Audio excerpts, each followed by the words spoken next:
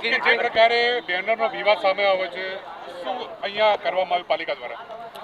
જો આજે મારા જન્મદિવસ નિમિત્તે મારા શુભેચ્છકો દ્વારા શુભેચ્છા જાહેરાત આપતા શુભેચ્છા પાઠવતા બેનરો લગાવવાની અમે 22મી તારીખે ચીફ ઓફિસર જોડે માહિતી માગેલી હતી, મંજૂરી માગેલી હતી, પરંતુ ચીફ ઓફિસરે એવું કહેલું કે આ પરિશ્રમ એજન્સીને અમે આ કામ આપેલું છે અને પૈસા ભર્યા નથી, એટલે અમે તમને મંજૂરી ના આપી શકીએ અને એનો કોન્ટ્રાક્ટ રદ કરવા માટે આગામી કારોબારીમાં અમે આ બાબત મૂકેલી છે।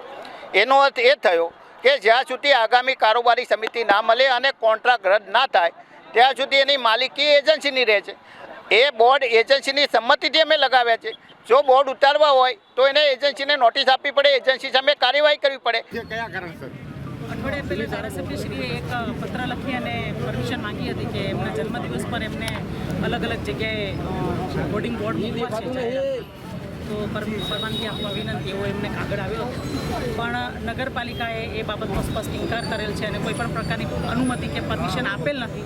તેમ છતાં નગરપાલિકાની જગ્યા ઉપર આવા હોર્ડિંગ લગાવી દીધા છે અને જ્યારે નગરપાલિકાના છોકરાઓ 3 વાગ્યાથી આ હોર્ડિંગ ઉતારવા માટે થઈને પ્રયત્ન કરી રહ્યા છે ત્યારે અમારા છોકરાઓની સાથે બેહુદું વર્તન કરી 50-60 માણસોનું ટોળું લાવી ગુંડાગર્દી દેખાડી, એટલે એ એવું સાબિત કરવા માંગે છે કે ભાઈ નગરપાલિકા જેવી તંત્ર જે છે એની કોઈ વેલ્યુ નથી, બરાબર। આજે ધારાસભ્ય છે, જાહેર સેવક છે, તો એમને એટલીસ્ટ પોતાના કાયદા, પોતાની માન મર્યાદા જે કંઈ હોય એમને રાખવી જોઈએ।